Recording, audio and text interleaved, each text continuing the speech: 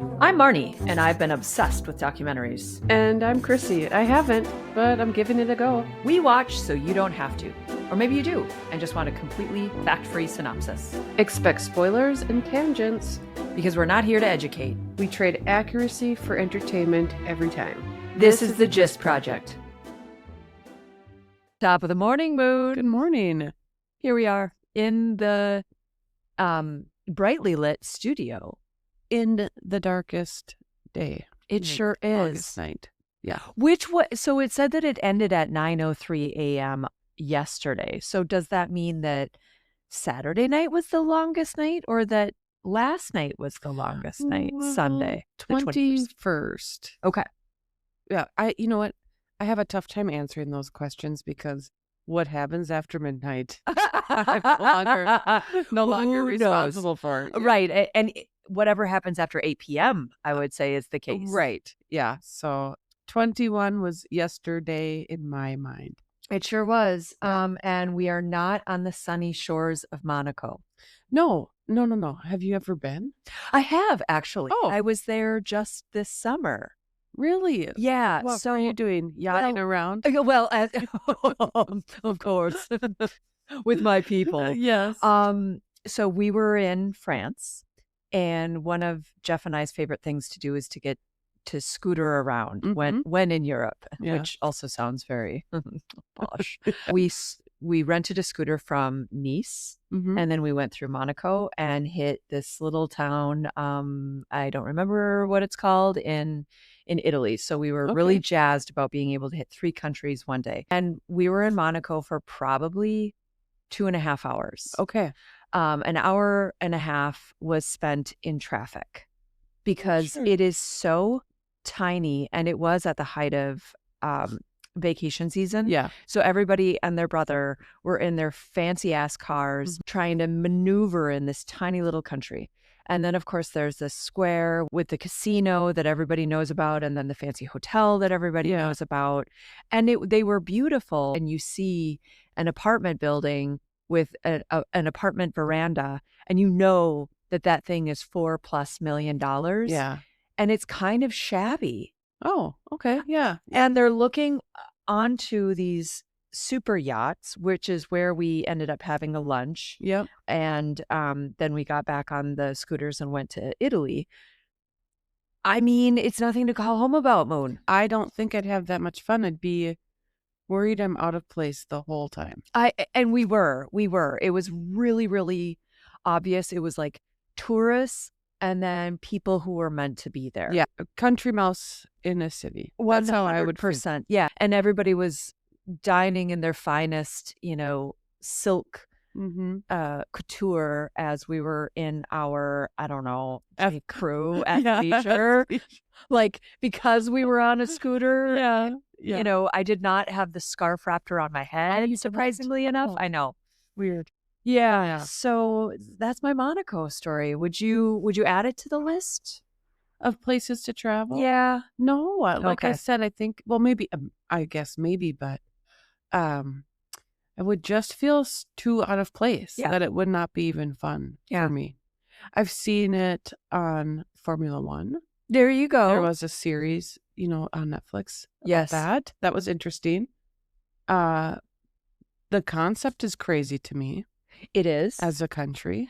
Tax-free haven for people with lots of money. But it's less than a square mile. Yeah, it was very, very tiny. I mean, that's crazy, in my opinion.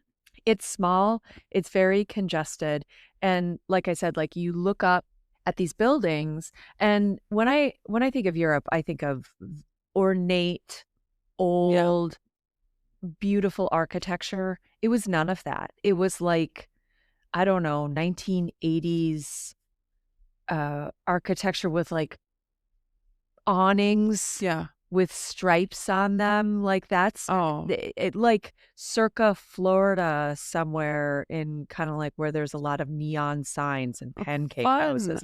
If you would have transported some of the buildings to that area of Florida, I would have been none the wiser. I will say, obviously, I have been on a yacht. Oh, that's true. Was on a yacht in Cancun last year. Okay. Over our like that spring break trip. We went with a couple of hockey families. Well, I went on that trip with one hockey family. Hi, Claire. Yeah. She listens, I think. Oh, But yes. and then of course we have another hockey family who just happens to know somebody down in Cancun who has a yacht. Okay, so this wasn't I thought you rented this boat and it was like, let's go out on a boat. No, excursion. Jeff knew somebody like, oh, hey, yeah, I'll just call blankety blank. And he did. And next day or 2 days later, we were on a yacht and it was really cool because it was just our 3 families out on this yacht. Did you feel like Country Mouse on the yacht? No, not at all. Oh, that's nice. Because it was just us. And then the crew. Okay. And I don't your crew's like 2 staff people. for the day. Yes. And they stopped and picked up some beer at a convenience store. Really? Yes. So they had beer and little snacks, and the snacks were like chips, not charcuterie or anything. Okay, so there were no chilled shrimp. No, this is like it was like my kind of yacht. Right. Yeah, we had a great playlist going. It was a ton of fun. And then we got to tool on over to Isla Mujeres, and the water was so clear. I love that spot. It was picture perfect. You could see the shadow.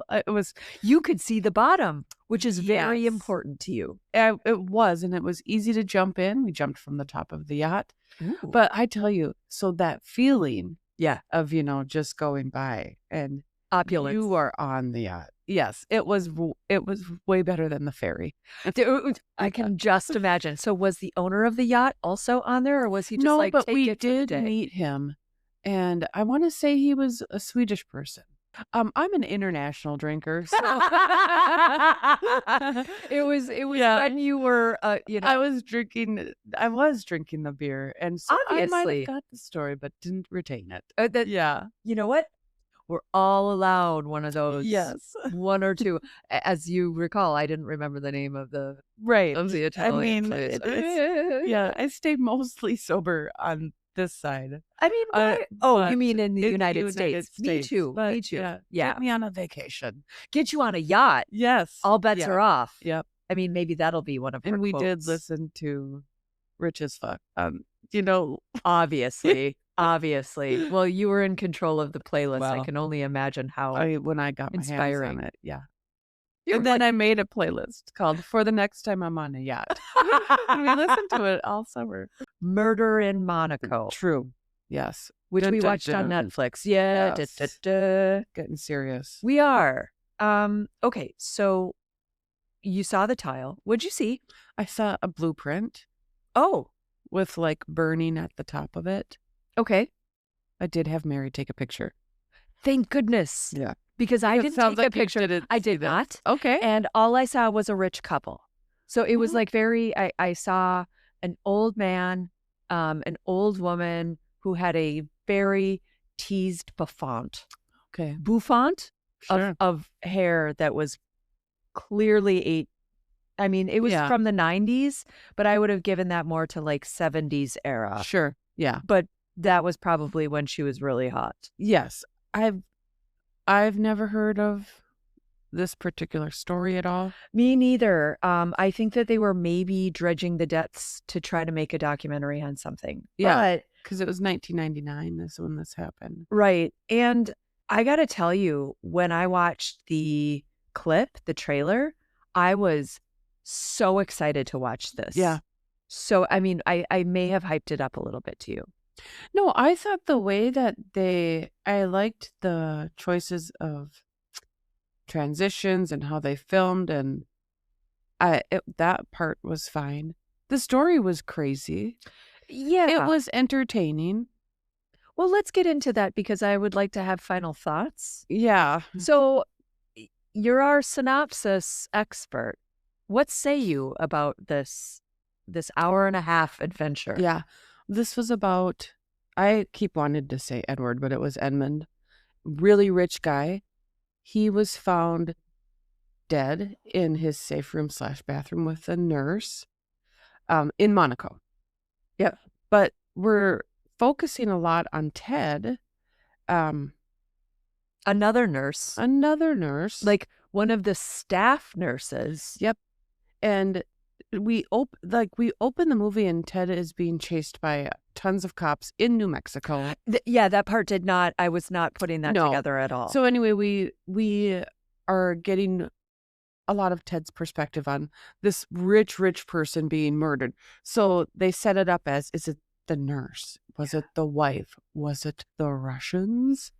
And that's kind of where we're trying to. Are we joining them on the investigation? I mean, there just were not enough facts. Okay. That I felt were like so easy to address. Well, I do, to your point, I think they did set it up like, was it Ted, the male nurse? And by the way, why does it always have to be male nurse? Exactly. Why can't it just be nurse? I don't get it. We don't say female doctor or, well, thank God. Okay, so was it the nurse in the safe room? Was it the wife with the gun? Was there a third suspect? The Russian. Oh, that's right. How can I forget the Russians? So this is like Clue? Exactly. I think that was a little bit of the goal they were going, or like the vibe, Clue, but it failed because it was none of the above. So you're right. We were talking about Edmund Safra, who is a wealthy investment banker, to the stars. And it showed him having all kinds of connections, from politicians to celebrities all over the place. He was married to, what was her name? Lily, that's right. Now Lily, so Edmund was of stature. I'm just going to leave it at that because I don't know. I mean, mildly aristocratic. Must have been. And Lily was from Rio de Janeiro, Brazil, and had a series of husbands. Edmund was her third. Yeah. So I don't know. Her second husband died of suicide by 2 gunshot wounds. Right. Which I am no forensic expert. Nor am I. But that seems like it'd be tough. I would imagine. To do 2 gunshot wounds to your own chest. I mean, I would imagine that at some point, like, if you were to, and this, I don't like reenacting this, but if you were to shoot once and be like, damn it, I would imagine that your adrenaline and any other endorphin, that if you were truly trying to end it, that you wouldn't maybe have the gumption or ability to just shoot. There are movies that just people put the gun in their mouth up to their brain. You're right. I mean, nobody really is like chest shot. Exactly. I just think that that's weird. All things point to this being shady. A little shady. Right. Lily's second husband. What happened to the first? They didn't say. Okay.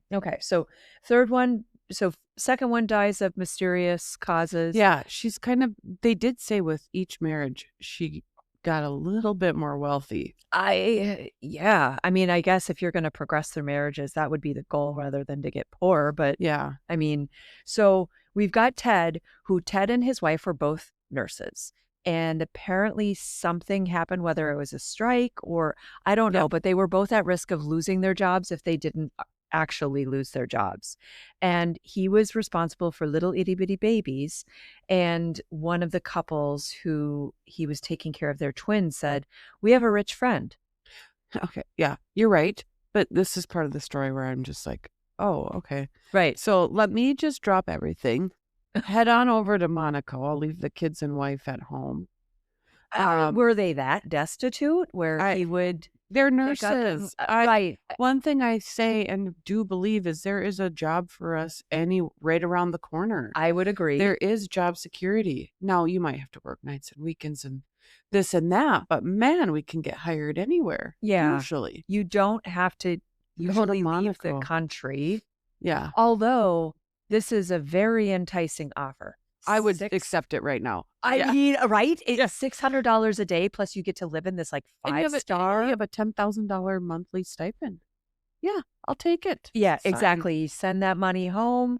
Things are happening. Maybe she can work. Maybe she doesn't. And by the sounds of it, as he was taking care of Edmund, now the reason that he had these 976 nurses was he had Parkinson's. Yes. And he was very paranoid of the Russians. And of probably falling and any number of things. Yeah. Because he had Sonia, who was the head of his nurses. Yep. Who were introduced to, excuse me, later. But he had Sonia, he had Ted, and he had one other Vivian. Nurse. And Vivian, that's right. So, I mean, at a minimum, we've got 3 nurses who are on staff to work for this guy. And he lived in this palatial penthouse in question mark. It looked like it was within like the city of Monaco. Yes. It wasn't in that massive property that they showed later. Think that was a second property. Okay, which is unsurprising considering the amount of wealth we're the penthouse was above his business, and I think his business partner. Oh, that's right. Bill Broder. Yes. They had a hermitage fund, which I don't even know what a hermitage fund means. Okay, I don't know either, but I thought, is that the name of what? Maybe. Whatever. Who cares? They dealt with the Russians. I think they were an expert in the Russian stock market. Yeah. And then I think they pulled out a lot. Well, the ruble crashed. In 1998, that crashed. I think they pulled out a lot of money.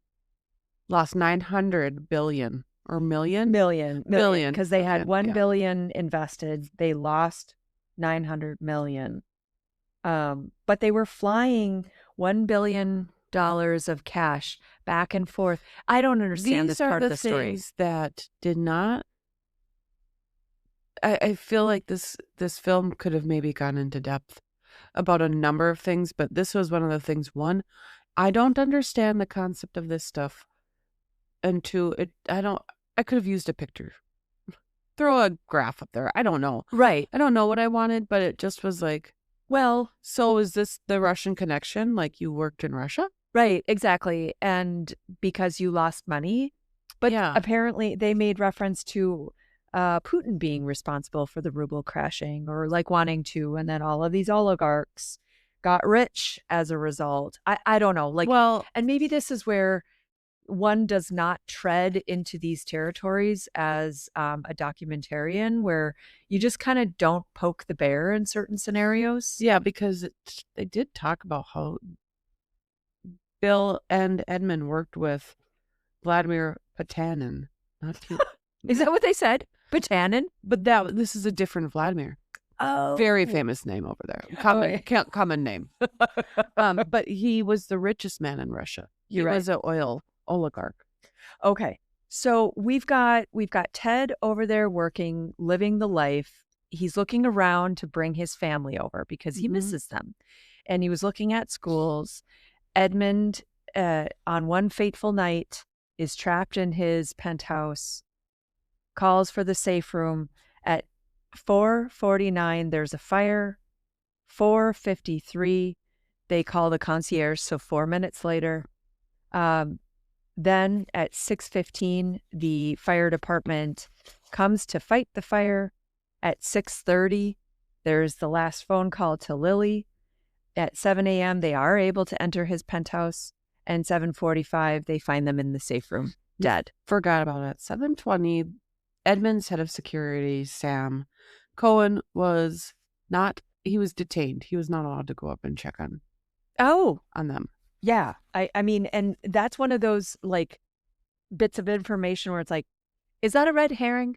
Is that supposed to tell us something? I think this does kind of point to a little bit of ineptitude. Right? I mean, couldn't some team go up and check on them bring the firefighters up? Was he really that paranoid that somebody was trying to kill him? I believe that part, but it's like, how did it take this long with an active fire for the firemen to get in? Yeah, that was a tough one. I don't know. So Ted says that 2 men broke in. Okay, again, CCTV footage is down. Yeah, there was none. But they kept showing weird images. I know, which they made up. Mad, so. Right. But anyway, 2 men broke in, hit Ted over the head. He stabbed him. His Green Beret training kicked in, and he grabbed a dumbbell And a 20-kilogram 10 dumbbell. kilo. Oh, 10? So you know that's only 22 pounds. Okay. Yeah, That makes a 10 sense. kilo. Okay. Hit him. There was no physical evidence on that then? Also, yeah, so there was no blood, there was no... Okay, and then, yeah, they stabbed Ted in the abdomen and thigh. He lurched to the elevator, got down, passed out. And then, but I think he got Vivian and Edmund to the safe room and gave Vivian his cell phone. Oh. And then had no idea there were panic buttons all over the house. That part, I was like, stop it. Right. Please stop. So Vivian is calling from the bathroom. Yes. And then Ted's like, I guess I'll have to start a fire in a trash can, because how else would I alert the authorities? Good point. So that, I just thought, no. It was all over the place. This guy is paranoid as hell. Ted? No, Edmund. Yeah. So there were panic buttons all over the place. And how did Ted not know? Well, whatever. I don't know. And trust Vivian to make that phone call and then go downstairs and, and get stabbed. Well, he was already stabbed. Okay. I don't understand it. I don't either. So Ted is essentially suspect number one. Yes. And therefore, he is detained. Meanwhile, under mysterious circumstances, his wife is kidnapped. So she comes over with her brother. They are then on their way to go see Ted in jail. And she's kidnapped? No, in the hospital. That's right. She was on her way to visit in the hospital because at this time, he was still... I don't think he had signed that confession. Which, by the way, he claims was in French. Yep. And they're like... Well, and they had his wife. And yes. They knew where his children were. We have your wife. We know where your children are. Sign this that you are guilty or that you had some part in it. And it's in French. And at this point in the documentary, do you kind of believe him? Yeah. Okay. Yeah, I did too. I did think it was weird. I thought it was weird that Lily, the wife, had all the security off that night. True. I think that was her doing. You're right. It was fishy. Yeah. It was fishy. And so he signs this thing thinking, I need my kids to be able to see their mom. Yep. But then he is, quote, guilty and then thrown in jail. Which, can we spend a minute on his time in jail? Well, first of all, and then he goes through the trial, is found guilty. Yeah. So he goes from jail to prison. Can we describe the Monaco prison? It sounds horrible. I know. Like a view of the Mediterranean Sea. Yes. And the food was like...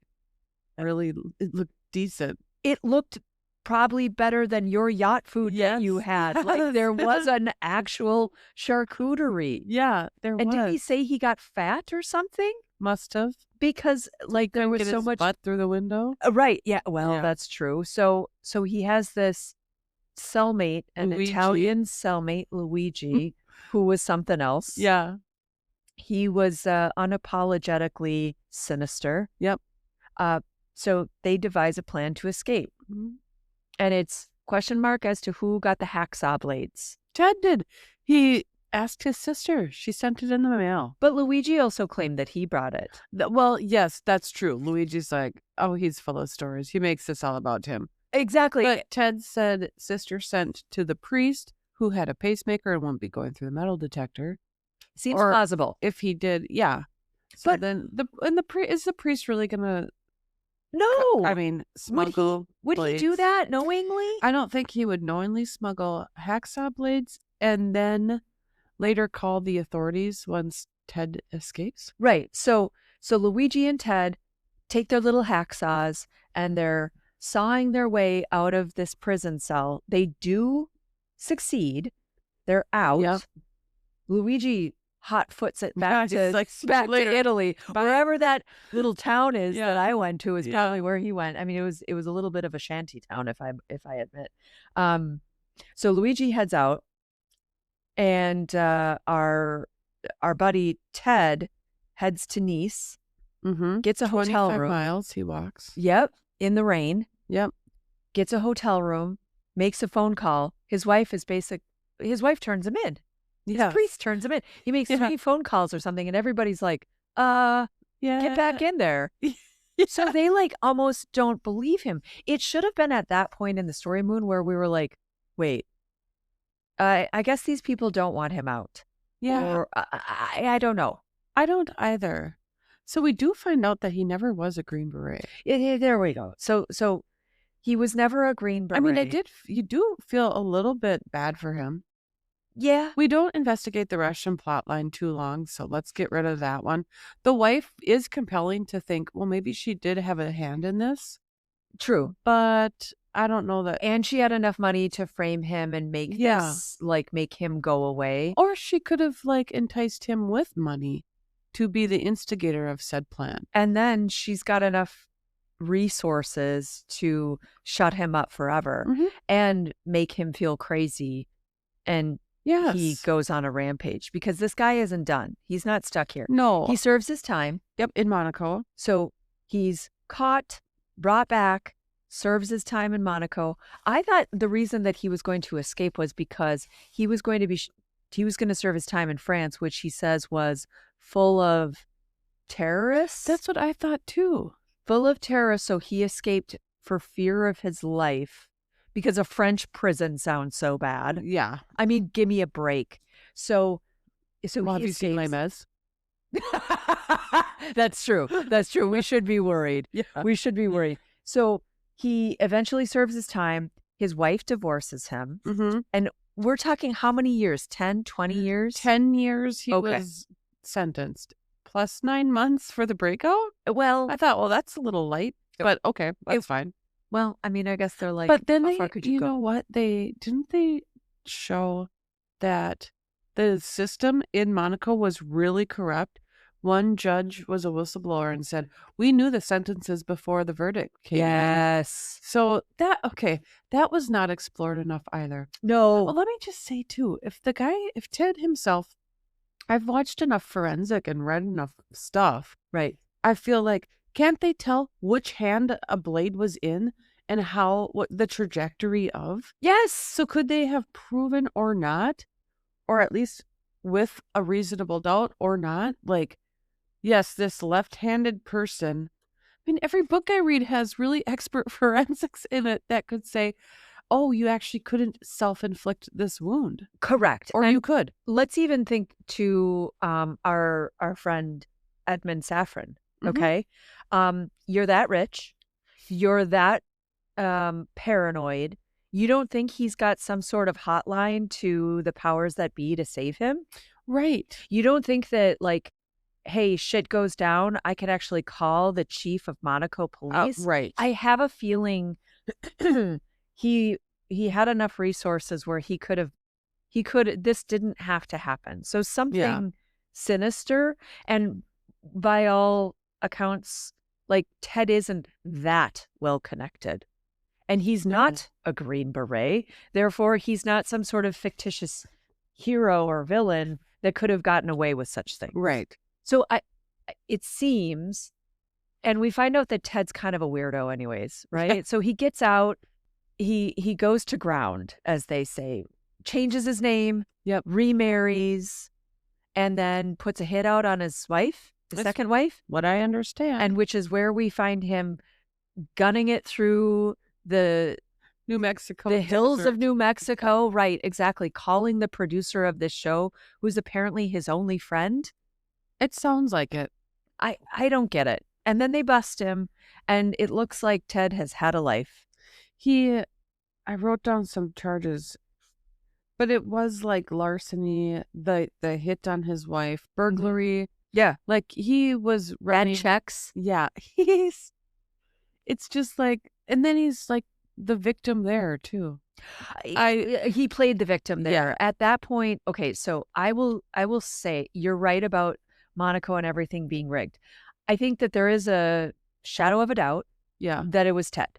Now, there's way too many weird things to have happened to even dig into it. Yeah. And the Russian mob is not something I'd want to mess with. And I would imagine they have enough resources to make things go away. So we'll just leave it at that. Yep. So that could be one part to the story. Also, Lily and her husband with 2 gunshot wounds with suicide, that's weird too. But Ted in his second life, dude, I think you did that. Yeah. And I think justice was served. Yeah, he didn't really pick a good, a good path. No, he sure didn't. And it was kind of disproven that his original wife, first wife, was not given any money, and her house was not gifted to her, and there was really no connection between Lily's Saffron and his ex-wife. So Ted, I don't know. Moon, what would you say about this show? Well, Lady C was fun. Oh, was she ever? And I saw she came on the screen, and I'm like, that's Marnie's favorite character. She absolutely, she was 100% mine.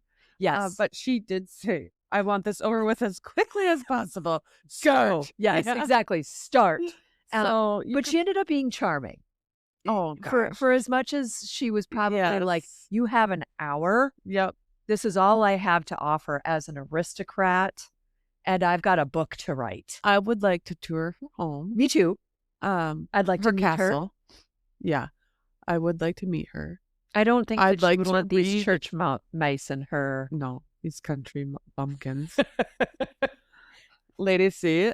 Yeah, Lady C was the best. Well, she does have a book, Empress Bianca, but I think she can't sell it. Or it was redacted. It was redacted because highly redacted. Apparently, it was written about Lily. Yeah, and so we won't get the full. Well, we can always write a love letter to her. Yeah, say we can explain who we are. She'll be automatically intrigued. Well, she might already know. That's true. Yeah, that's true. She already tunes in. We knew there was an international audience there. So you're right. So Lady C was delightful. Both of our favorite. Who did you hate? Well, I mean, Ted. Hate is a strong word. Ted wasn't likable. Well, maybe he was a little bit. In the first part, I was like, this guy seems like he had a bad rap. Yeah. Second version, true. Ted looked just kind of like a paunchy, crazy person. There weren't a lot of people to like or dislike strongly. I agree. Like, I don't know that I kind of trusted that Sonia, the nurse. Yeah. But then it was like they cast doubt on her too. Yep. Yeah. I don't know. It was supposed to be like a Clue type murder mystery, maybe. Yeah, and it wasn't. No, it just wasn't. We just weren't, I don't know, compelled enough. I would say that in this case, the algorithms were working. And we were drawn in as, celebrity podcasters focused on documentaries. And they were like, ooh, present this one. Yeah. We took the bait. Yep. And it was lukewarm. We're not the only ones. This was a top 10. Was it really? On Netflix. Okay. Yeah. Well, okay. So it was trending. It explains why our podcast is so popular. Absolutely. We are on the pulse of what's happening. So, okay, we both loved Lady C. Yeah. Would like to meet her, tour her castle, buy her book, even though it's redacted. Neither of us liked Ted. Anything you'd put on a bumper sticker? Just the Lady C quote. I want this over with as quickly as possible. And that could be put on a lot of things. That's true. Yeah. That's true. I found one, and it is Monaco is a sunny place for shady people. Oh, that's a good one. Yeah. I think that was from a newscaster. So yes. So that could be about anything. Yep. Right? Any sunny place, which is clearly not where we're living. Not where we're at. No. So I would give this out of 5. I don't know. I mean, not that we rate things often, but I'd give it a 2. Yeah, 2.5. Okay. Yeah. They tried. They did try. They did try, and Ted's original background was beautiful. Yeah. Lady C's background. Lady C's was great. Beautiful. Yeah. We didn't get into the journalist, but she had a good I mean, they did fitting backgrounds and settings, and they just didn't get the pieces enough, or I wasn't intrigued, or I wasn't invested into Edmund. Yeah. Who cares? I know, and I don't like mean to it have, like that. I but would like to have learned more about their opulent background. Like, come on, give me a little more rich stuff. Same. Yeah, because how is he through this rich? Just because of the banking? Maybe that is the answer, but it didn't seem like it. Right. And also they gave little nuggets where his brothers were written out of the will, and they thought Lily did it, and we didn't just get it. But you know what? Here's what I'm going to say, Moon. I think when you're that wealthy, your information and dirty laundry is not aired. Yeah. And that also goes for our Russian friends. Yeah. Lady C tried to. Yes. And she did get a lot of information from one of his brothers. Which she wasn't necessarily like dishing out the dirt either. No. I mean, she said things like, poor darling. Yeah. That's as far as we got. Oh, yeah. So anything else you'd add to Murder in Monaco? No, but I did like sorry. One more thing. Ted is in prison again. He's going to be released in 2031. And then they ended the show with the end. And then in parentheses, they put, assuming he doesn't escape. I thought that was cute. You know, I think the storytellers here kind of knew they were stitching this together with a rat, cat, and piece of string. Yeah. And had a little fun with it. Yeah. Good for them. Yeah. Okay. Well, I guess that's the gist of Murder in Monaco. It sure is. Well, there you have it. You may have picked up on a fact or two. Or just convinced yourself you did. Either way, that's the Gist Project. Never educational, but always entertaining.